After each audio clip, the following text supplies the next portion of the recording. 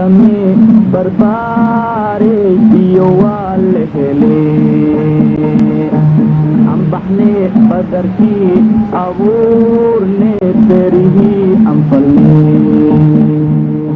halkani waa jaamacadda banaadir waana mid ka mid ah jaamacadihii ugu horreeyay ee laga hirgeliyay dalka kadib dhicisii dowladdii dhexe ee horraantii sagaashamaadkii. kulliyado badan oo ay jaamacaddu bixiso waxaa ka mid ah tan lagu barta cilmiga beeraha. jaamacadaha dalka gaar ahaan kuwa bixiya takhasuska beeraha waxaa waa kasta oo dilaaca yimaada arday gabdha iyo wiilalba leh kuwa oo wata buwaag ay ku qoran yihiin cilmi walba oo la xiriira beeraha sida cilmiga ciidda, cilmiga iniinaha, cilmiga meteorologiga, buwaag iyo ciwaano ka sheekaynaya howlaha kala duwan ee beerta laga qabto sida habka loo diyaariyo, qaabka loo beero, hababka waraabka, nafaqasiinta ciidda, dhibaatooyinka iyo la dagaalanka cawska kasoo dhasha goob iyo xilli aan loo baahnayn toona, iyo buwaag kale oo sharaxaya cudurrada iyo cayaanada barashadooda, ka hortagooda iyo daaweyntooda intuba, iyo qaar kale oo ka badan inta aan xusay. waa calaamad ku tusinaysa sida uu rajo iyo ididiilo u leeyahay ilaha dhaqaalaha dalka oo sanadihii dhowaa jaamacadaha ay ka qalinjibiyeen boqolaal arday ah kuwa horlana ay hadda u ishaaran tahay gelitaanka kulliyadahaasi oo qaar kalena ay hadda u fadhiyaan fasalada jaamacadaha bixiya takhasuska beeraha. haddaba doorka barashada cilmiga beeraha ee wax soo saarka dalka ay ka qaadan karto iyo waxa yareeyay tirada ardada barata takhasuska beeraha ayaan ku qaadaa dhihi doonaa maanta barnaamijkan barbaarta iyo beeraha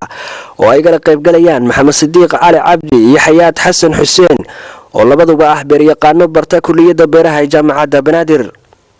aqoontu waa mid ka mid ah waxyaabaha ugu muhiimsan ee caada mariya haddii la waayana ciidda dhiga wax soo saar oo idil.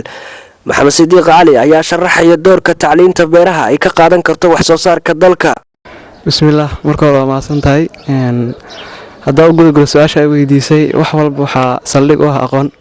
haddii aqoon aysan jirin wax kala socona malaha. marka aqoontu waxay saldhig muhiim u tahay in wax soo saarka dalka. waxaa ognahay in wadankeena sanadii u dambeeyey markii burburkii dowladdii kadib inaysan jirin kulliyad oo xagga beeraha oo macnaha dad isku taxallujiyay maysan jirin, laakiin maalmahan dambe waxaa soo baxay jaamacado ay u horeysa jaamacadda banaadir oo ka qayb kor u soo qaaday wax soo saarka dalka. inkastoo hadda bilow ay yihiin, laakiin waxaa waaye bilow fiican waaye. waxaan rajeynaynaa in sanadaha soo socda isbeddel muuqdo oo wax soo saarka dalka inay sare u qaado, iyo xagga cilmi baarista oo xagga beeraha inay noqon doonto mid sare u kacdo sanadaha soo socda. marka door muhiim ay ka qaadanaya. haddii marka waxaa kaloo jiro oo macnaha sar loogu qaadi karaa beeraleyda caadiga waxay hayaan cilmi, dadka wax soo bartayna cilmi kale ay hayaan, labadaasoo la isku geeyey waxaa kasoo baxaaya production fiican yeelan.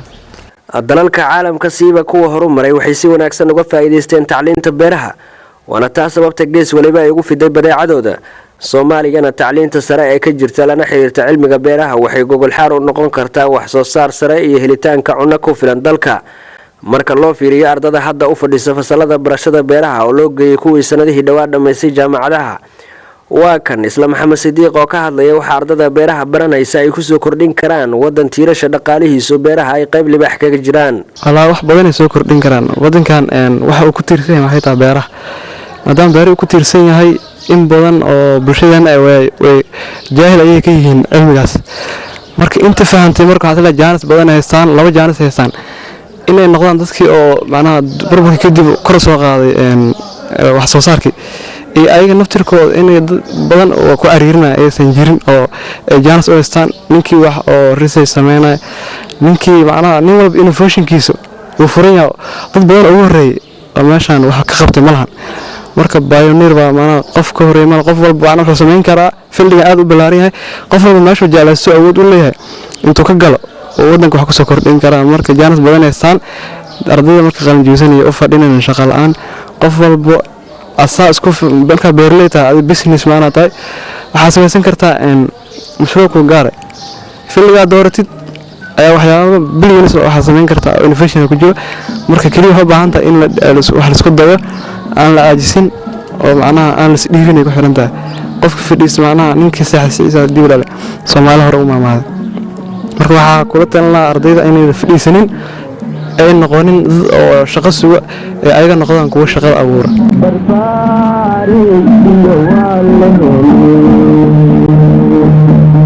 baxne badarkii abuurne beerihii anfalne koror ayaa ku yimid tirada ardada barata takhasuska beeraha marka loo fiiriyo sannado ka hor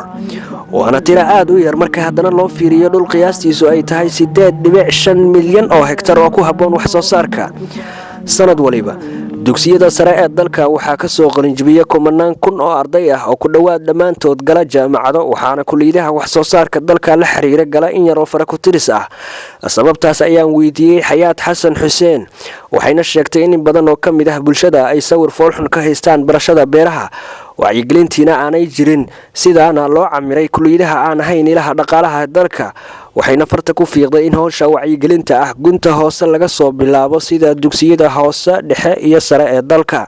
horta wadankeena fiirista waxaa u wax soo saarka dalagga anaka dalkeena wuxuu ku tiirsan yahay kalluunka beeraha iyo xooluhu ku tiirsan yahay ardayga marka uu soo baxayo wuxuu arkayaa nin medicine oo lacag badan ku shaqeeyo oo markuu dhameeyo jaamacadii ambaaja qaato ama master soo qaato wuxuu arkaa marka ardaydii iskoolada markay soo qalinjimiyaan oo kale dadka la tashiya sameynayaan waxaa lagu dhiirigelinayaa ninkan inuu dhakhtar ama computer uu noqdo laguma fikiraayo cunugaaneyta lacagtaas maxay aayaha dambe dalka iyo dadka uu dambeeyo waxaa leeyahay dhakhtar noqo